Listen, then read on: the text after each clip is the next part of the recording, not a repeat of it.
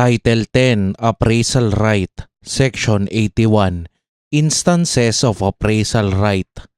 Any stockholder of a corporation shall have the right to dissent and demand payment of the fair value of his shares in the following instances. 1. In case any amendment to the Articles of Incorporation has the effect of changing or restricting the rights of any stockholder or class of shares, or of authorizing preferences in any respect superior to those of outstanding shares of any class, or of extending or shortening the term of corporate existence. 2. In case of sale, lease, exchange, transfer, mortgage, pledge, or other disposition of all or substantially all of the corporate property and assets as provided in this code. 3. In case of merger or consolidation. Section 82. How right is exercised.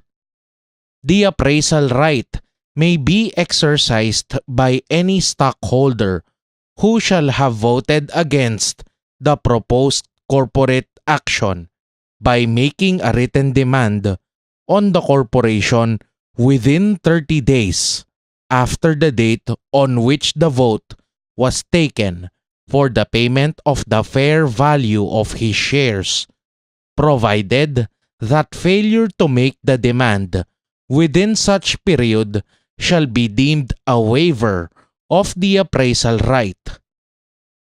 If the proposed corporate action is implemented or affected, the corporation shall pay to such stockholder upon surrender of the certificate or certificates of stock representing his shares the fair value thereof as of the day prior to the date on which the vote was taken, excluding any appreciation or depreciation in anticipation of such corporate action. If within a period of 60 days from the date of the corporate action was approved by the stockholders, the withdrawing stockholder and the corporation cannot agree on the fair value of the shares, it shall be determined and appraised by 3 disinterested persons, one of whom shall be named by the stockholder, another by the corporation, and the third by the 2 thus chosen. The findings of a majority of the appraisers shall be final, and their award shall be paid by the corporation within 30 days after such award is made, provided that no payment shall be made to any dissenting stockholder unless the corporation has unrestricted retained earnings in its books to cover such payment, and provided further that upon payment by the corporation of the agreed or awarded price, the stockholder shall forthwith transfer his shares to the corporation. Section 83. Effect of demand and termination of right. From the time of demand for payment of the fair value of a stockholder's shares until either the abandonment of the corporate action involved or the purchase of the said shares by the corporation, all rights accruing to such shares, including voting and dividend rights, shall be suspended in accordance with the provisions of this code, except the right of such stockholder to receive payment of the fair value thereof, provided that if the dissenting stockholder is not paid the value of his shares within 30 days after the award, his voting and dividend rights shall immediately be restored. Section 84. When right to payment ceases. No demand for payment under this title may be withdrawn unless the corporation consents thereto.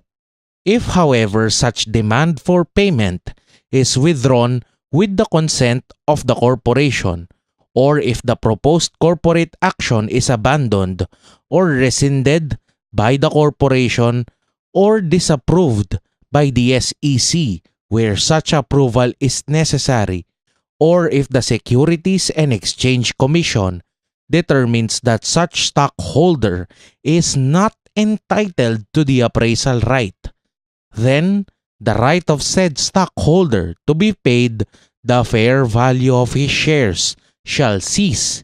His status as a stockholder shall thereupon be restored, and all dividend distributions which would have accrued on his shares shall be paid to him. Section 85. Who bears costs of appraisal? The costs and expenses of appraisal shall be borne by the corporation unless the fair value ascertained by the appraisers is approximately the same as the price which the corporation may have offered to pay the stockholder, in which case they shall be borne by the latter. In the case of an action to recover such fair value, all costs and expenses shall be assessed against the corporation unless the refusal of the stockholder to receive payment was unjustified. Section 86. Notation on certificates, rights of transferee.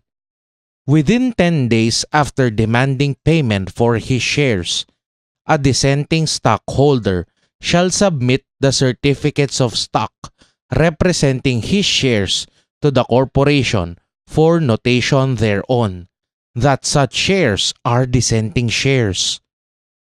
His failure to do so shall, at the option of the corporation, terminate his rights under this title. If shares represented by the certificates bearing such notation are transferred and the certificates consequently cancelled, the rights of the transferor as a dissenting stockholder under this title shall cease, and the transferee shall have all the rights of a regular stockholder, and all dividend distributions which would have accrued on such shares shall be paid to the transferee.